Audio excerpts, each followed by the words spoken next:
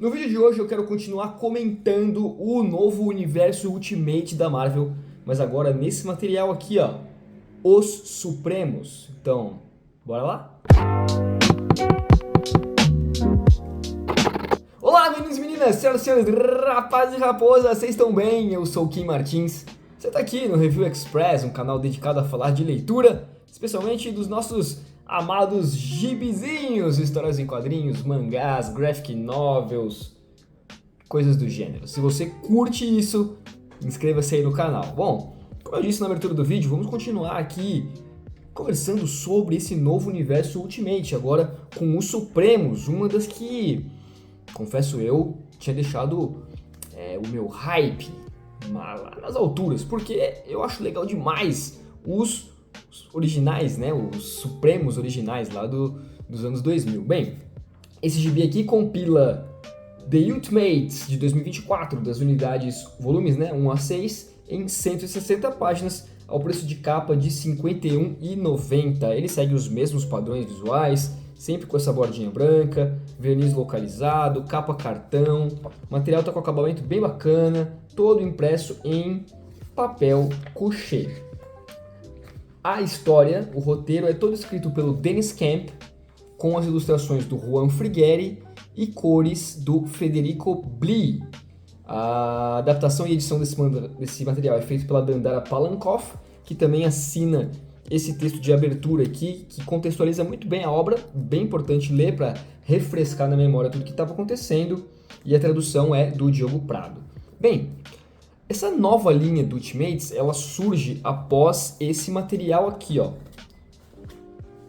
Universo Ultimate, né? Lá fora foi chamado de Ultimate Invasion, que é onde tudo se inicia e você precisa ler isso aqui se você quiser entender esse material dos Supremos, assim como todos os outros, né, que já saíram aqui no Brasil. Homem-Aranha, que eu acho espetacular, já tem resenha aqui no canal. Pantera Negra, que eu achei bem medíocre, também tem resenha aqui no canal. E o meu favorito até então, Peach Momoko escrevendo X-Men. Todos esses materiais, eles têm uma origem aqui. Eles podem ser lidos de formas independente? Até que podem, dá pra entender. Mas os Supremos, cara, ele precisa ter lido isso aqui, tá bom?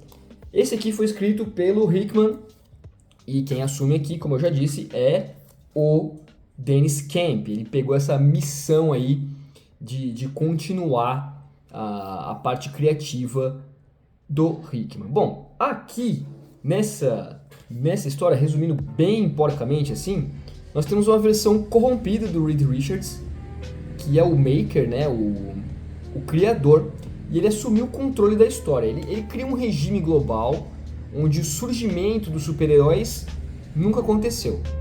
Eles foram impedidos, neutralizados ou até reescritos antes mesmo de florescerem. O resultado é um mundo perfeito, entre aspas, né, perfeito por criador. É um mundo funcional, mas ele tem uma individualidade, ele tem a liberdade, aquele espírito heróico sistematicamente erradicado. Nesse contexto, esse gibi aqui, os Supremos, não é uma super equipe no sentido tradicional. Eles são, na verdade, tipo uns insurgentes com ideologias, tá ligado? Eles são criados aqui pelo Tony Stark, que é na figura do Iron Lad aqui, o rapaz de ferro, porque um Tony Stark bem jovem ainda. E ele meio que lidera esse grupo dos Supremos. Com a ajuda do Reed Richards original aqui, não é o Maker, seria aqui na visão outro personagem. E esses, entre aspas, últimos heróis, eles estão reconstruindo pedaços do passado, eles estão encontrando, eles estão libertando, despertando outros ícones como o Steve Rogers, o Doutor Destino, o próprio Homem-Aranha, como é contado aqui nesse gibi que eu já mostrei para vocês. O que está em jogo aqui não é só o destino do mundo, mas é a própria noção de mito, de poder, de verdade. Pro Dennis Camp, a guerra dos super-heróis parece que nunca foi só física, sabe? Parece que é uma parada mais simbólica. Bom, o Dennis Camp ele já havia chamado a atenção em obras como 20th Century Man, né? E aqui ele traz para a Marvel esse mesmo olhar crítico e denso que essa outra obra dele tem. Ele não só atualiza alguns arquétipos, ele desmonta, sabe? Aqui, nesse gibi, em The Ultimates, se você for analisar assim bem a fundo e tentar achar algum pelinho em ovo, você vai ver ecos ali de Alan Moore, de Grant Morrison, de Warren Ellis, mas sempre filtrados por uma sensibilidade bem contemporânea, sabe? Que, tipo, entende o papel da informação, ela entende o algoritmo, ela entende a repressão estatal como uma força estrutural da realidade. Porque a repressão do surgimento dos heróis, a meu ver, ela funciona como uma metáfora bem brutal para a censura, para o revisionismo histórico, para o controle da tecnologia sobre a memória do povo, né, a memória coletiva e tal. Esse regime que o Maker, esse personagem aqui, o criador, impõe, lembra tipo uma prisão, um cárcere digital em que a esperança ela é tratada como uma ameaça. É onde o mundo dos heróis, né, onde esse lugar onde eles não são celebridades, eles são tipo eles são riscos mesmo, né? E o que transforma o gesto de reunir os Supremos num ato radical, num ato de resistência. Então, ele vai ter esse ar, tá ligado? O Tony Stark, a figura dele aqui de reunir os Supremos, vai ter sempre esse papel meio de resistência, meio de ato radical e tal. Cada personagem aqui, ele é reintroduzido pelo Camp de uma nova forma.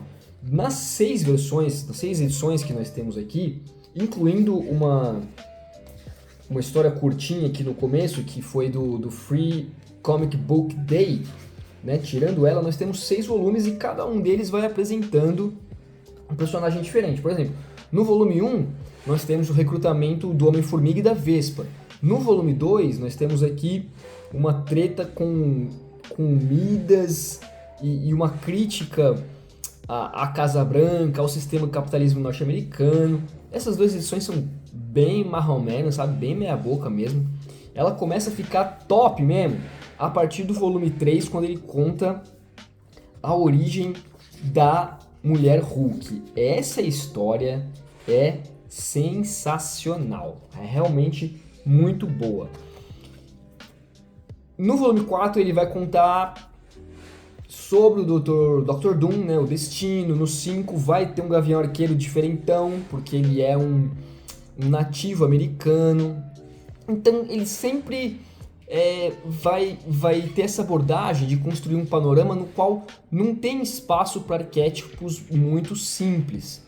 Os Supremos aqui do Dennis Camp, eles não são os seres mais poderosos da Terra, mas talvez eles sejam os mais pé no chão, os mais conscientes, e talvez por isso eles sejam muito perigosos, tá?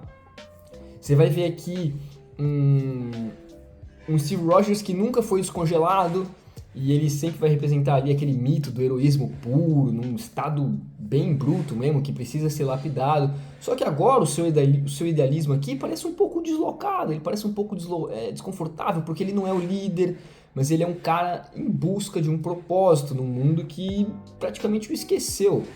O Tony Stark, eu acho que é o personagem mais interessante aqui, porque ele tá diferente, né? Ele tá longe daquele personagem narcisista, ele atua aqui como um mentor silencioso desse grupo, um cara de mais estratégia, quase um revolucionário, sabe? Bem legal. O Destino, ele surge com aquela arrogância dele, mas com tons meio ambíguos, assim. Você não sabe se ele é um aliado, se ele é um oportunista, e essa incerteza faz dele aqui a figura mais imprevisível do grupo. Aliás, aqui na capa, né, você já pode ver algumas dessas figuras que aparecem. Nós temos aqui o Destino, o Thor, a Sif, que é um personagem bem bacana, o Capitão, a Vespa, o Formiga Gigante. Aqui na contracapa ainda você tem a She-Hulk, esse Gavião Arqueiro que eu falei. Você tem aqui a... como que é o nome dela mesmo? América... como que é o nome dela? América Chaves. Você vai ter aqui a América Chaves. Então tem toda essa reconstrução de alguns personagens. Quero falar um pouquinho da arte aqui, porque a arte do Juan Frigeri, ela é precisa, ela é funcional, mas ela é comedida, sabe? Não tem excessos, não tem aquela estilização extrema. A narrativa visual dele está a serviço do texto. Eu achei bem competente, é um traço limpo, uma composição bem clara, um ritmo bem fluido.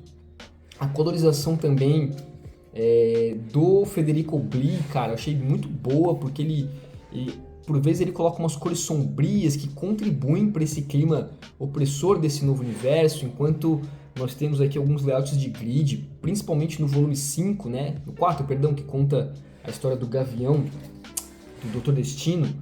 Cara, sensacional, espelham esse controle sistemático que os personagens sofrem, que eles tentam romper, né?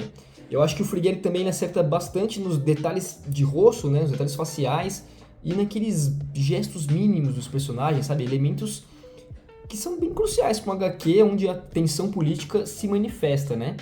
E tem bastante disso aqui. Agora, um ponto bem interessante é que o Dennis Camp ele usa política como estrutura e não como uma superfície. Ela não fala sobre política, ela é uma HQ bem política na sua concepção formal.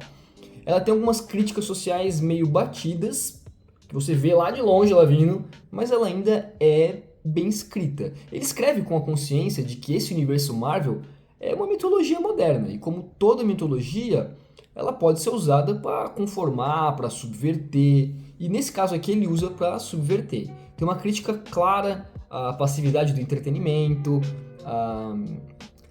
como que eu posso dizer, um poder sendo espetacularizado, ou também a ideia de que os heróis não são símbolos neutros.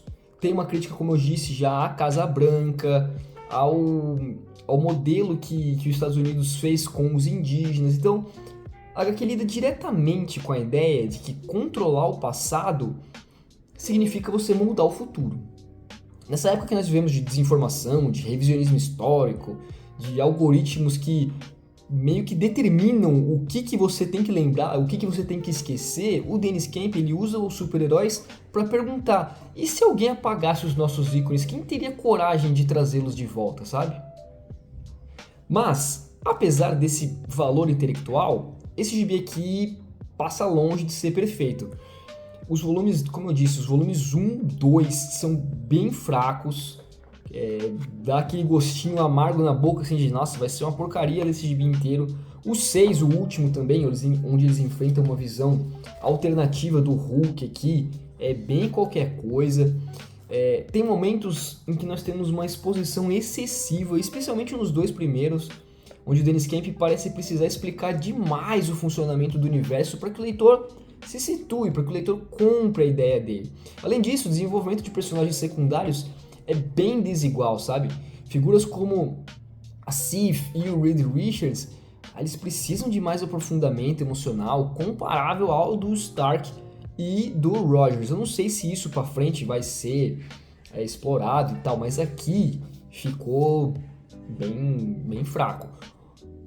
O tom frio e analítico desse quadrinho também pode dificultar um pouco a conexão emocional por parte do público, especialmente aqueles que só querem buscar porradaria, humor ou aquele otimismo típico da Marvel tradicional. Mais do que uma série sobre heróis salvando o mundo, Os Supremos é sobre indivíduos tentando salvar a própria ideia de heroísmo. Não como um ideal de poder, mas como um princípio de ruptura.